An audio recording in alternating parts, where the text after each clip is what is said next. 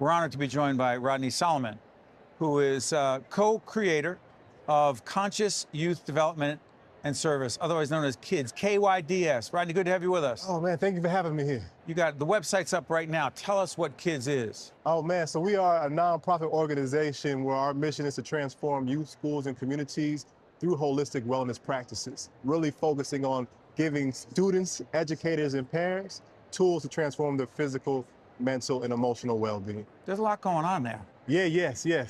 Let's talk about youth mental health. There's a lot of jargon around it. People say, yeah, youth mental health, it's a problem. Yeah. But you see it firsthand. What are younger people, from your experience, dealing with that we need to, your organization, in fact, helps them with? It's kind of like when you think about physical health, right? You're talking about you got to eat good, go to the gym, take care of your body. But when we talk about mental health, there's not a lot of tools that support the mental strength. And we live in this age where there's so many tools of distraction that is not allowing that mind to develop the skills that are necessary in order to have a stable mental health. And that could be something just focus and concentration, right? Where the ability to actually be here and be present, where these kids have technology from cell phones, tablet, TV, is constantly stimulating them, making their mind jump all over the place. Why is that a problem? So when you're able to realize peace comes from clarity. Say that again? Peace comes from clarity. Peace comes from calmness. And if my mind is constantly jumping past, present, future, when I don't have the opportunity to actually develop the skills to pause all the noise, to turn down all of the stimulation, it's going to be difficult for me to navigate in a situation when things are troubling or challenging, if that makes sense. It makes a lot of sense, but in reading about you and your colleague, you started this. Yes. Tell folks who that is. Brother Michael Mills, soul brother. How'd you get connected to do this? So I was working at Asbury Park High School as a youth development specialist. He was working at the food bank, now called Fulfill, as a food resource manager. And I would bring my students to a soup kitchen once a month. He would actually volunteer because he was servicing them, providing food and helping sure they were all organized. And we would talk every month. My kids were there, he would be there. And we just talk about all the issues, the challenges, the poverty, the early pregnancy, the violence. And we were like, we don't want to complain about it.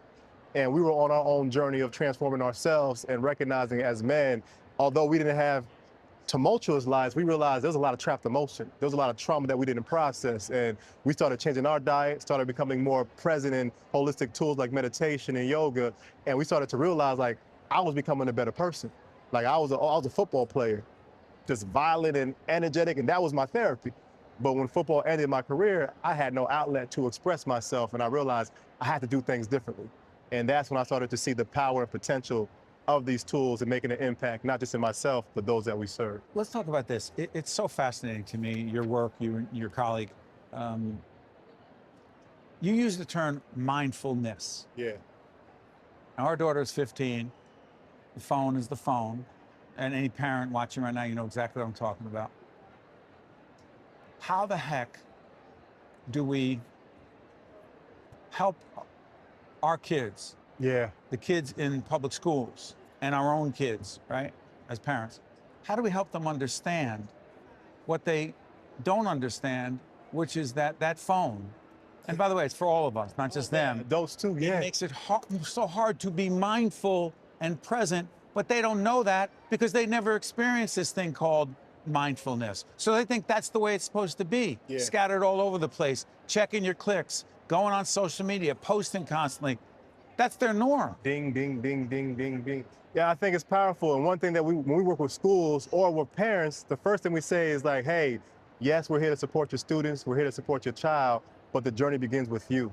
As educators, as leaders or parents in our household, our embodiment is the first curriculum.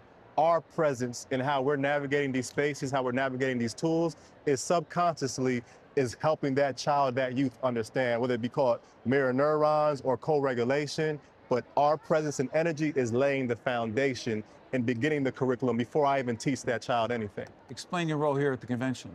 So today we have been working with NGA for the past 4 or 5 years, and they've been integrating wellness into the space. And this year we are integrating a new aspect of wellness. We opened up a community wellness center about 1.5 years ago in Asbury Park. And our vision is to be a safe space where the youth have a space to develop these skills of mental, emotional well-being. The educators have a space to recharge, to support their well-being, and so can the parents. And how we're doing that today is we believe that technology plays a pivotal role in supporting us in developing these skills. Right? I'm not a monk, I'm not a yogi, so I don't have the time to meditate 10 hours a day. But when you use a tool like a PEMF mat, a pulse electromagnetic frequency mat, it is a tool that helps us just melt stress away.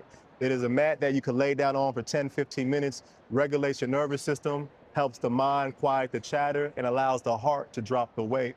And it has a lot of physical benefits, but our primary focus is on the mental and emotional well-being. So as a teacher and educator, when I step into that classroom, that first curriculum is my presence, is my peace.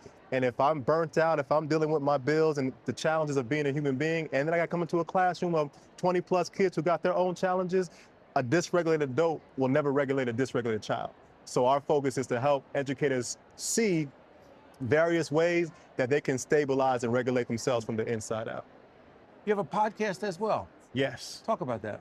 So we do a lot of staff developments in schools, and teachers always said, I would love to hear your voice beyond this hour PD. And you know, in this world of media and in PD, professional development? Yes, staff development, professional development. Right. And we realized, how do we bring this beyond just us coming to your school for an hour, 2 hours? How can we provide constant resources around these messages that are going to impress upon your consciousness? So we do a Conscious Educators, a heart-centered classroom. It's for educators and anyone that works with you.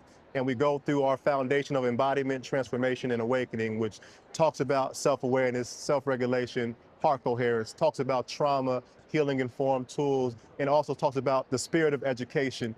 Dr. Lisa Miller's work from Columbia University around how spirituality, not religion, is a crucial and necessary component to support the well-being of students who are dealing with mental health, suicide, or any kind of addictions in their work. Before I let you go, 1 to 10, how passionate are you about your work you do and the young people you serve and the educators you serve? How passionate? I say 10,000. Like, this is grassroots. Me and Mike, we left our job. Like, we just did this first just to give from our heart, but seeing the impact, seeing the possibility, but seeing the transformation in myself and how that's been rippling out into the classroom, into assemblies, into our community, we realize it's more than just a job. This is our purpose being lived in real time in a physical space.